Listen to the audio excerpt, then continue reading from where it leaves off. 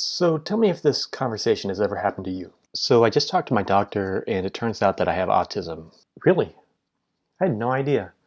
You don't look like you're autistic.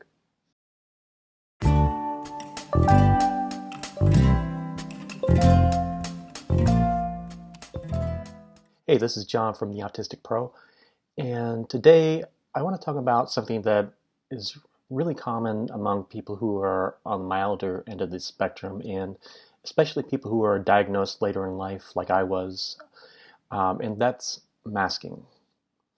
So one way to think about masking, and forgive the metaphor, is kind of think about like the world almost like a forest or an ecosystem. And so in the forest, if you are a smaller animal, a vulnerable animal, and you want to escape notice of predators, you do a couple of things. You can camouflage yourself so that you blend in and no one can tell, that you're there, or you might uh, you might mimic some other species so that that you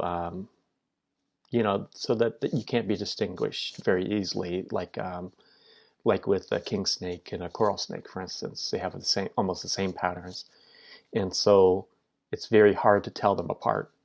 And so people who are on the higher functioning end of the spectrum um, have really spent most of their lives getting really good at this masking, at this camouflage.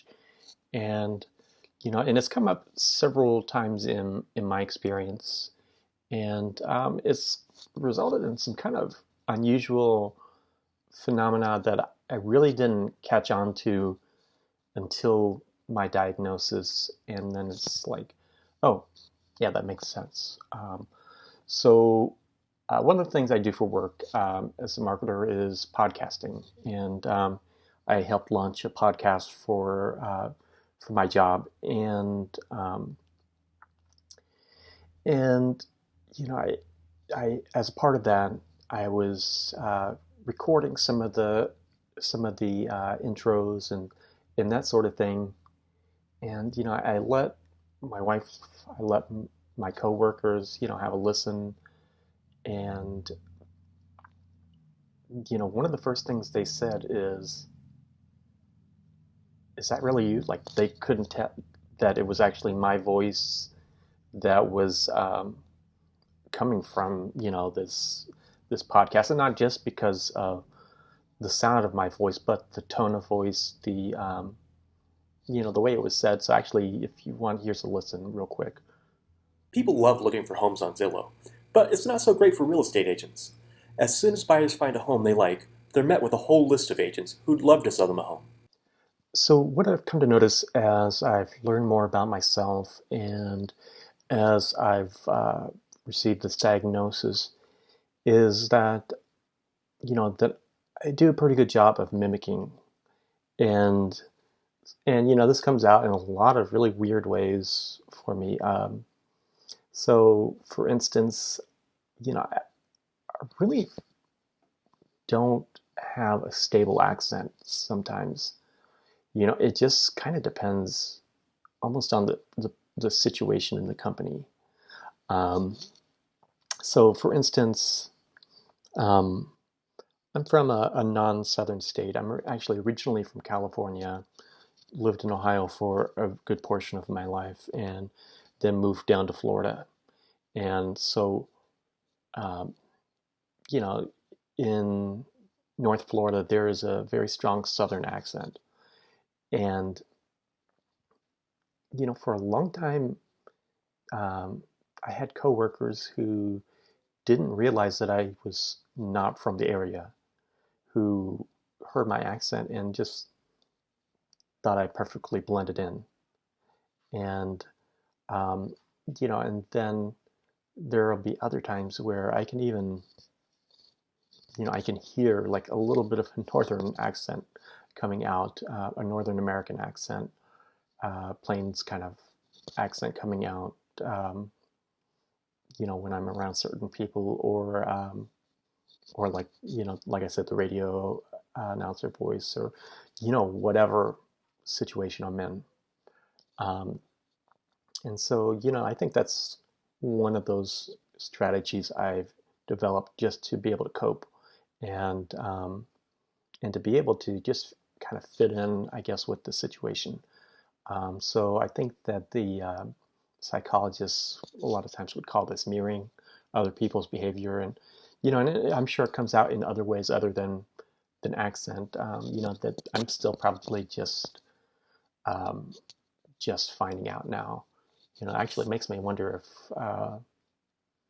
if there's like more of a proneness to peer pressure and having bad influences just because of that.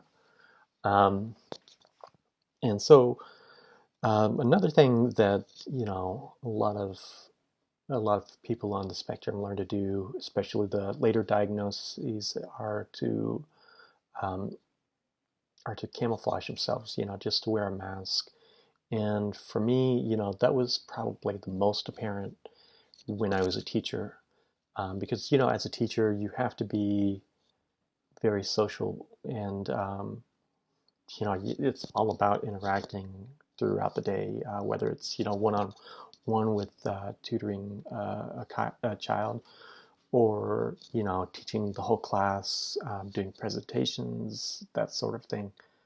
Um, it's a very social job, and especially as a elementary school teacher. And you know, um, I definitely was not your typical typical second grade teacher or first grade teacher. Um, Not at all, and but as much as I could, I would try to do the things, that I'd seen other people doing in these videos, and in visiting other classrooms, and so on, of being just a little more modulating my voice more, trying to be a little bit more dramatic in some of my gestures, and things like that. And but it's not something that came naturally.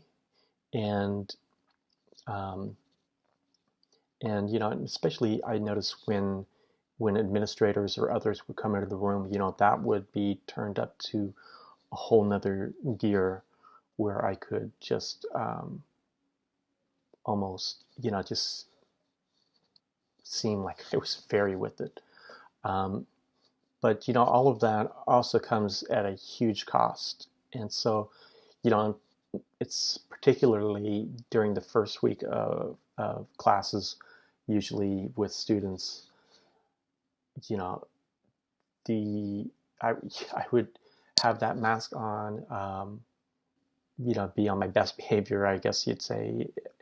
And when I finally had a chance to turn that off, I would just come home and be useless for the rest of the day, just total crash. And I guess it really didn't end with just the first week of school, but it was probably the most pronounced then.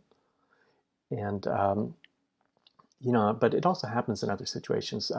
Job interviews, for are another good example, where a lot of that time preparing for a job interview, you know, um, even just as a normal, typical thing for people to do, you anticipate the questions you're going to be asked, and then I would always spend time just practicing, how it was going to be, and how I would go about saying different answers, and my talking points, my and the way I would just enunciate, all that kind of stuff.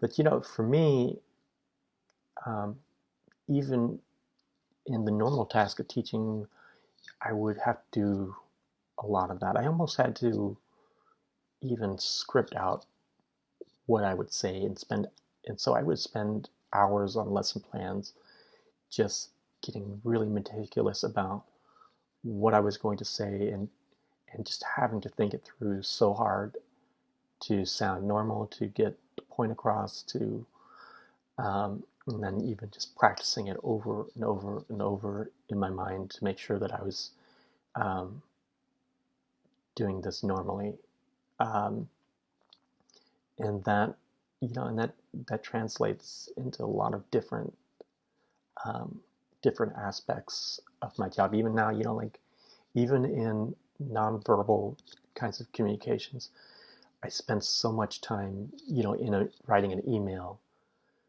just trying to understand, okay, how people are going to perceive this, and um, if I'm saying this in the right way. And so a lot of times I even find myself mirroring within an email, just the uh, the expressions that a person will typically use, the closing of the emails, lots of details like that.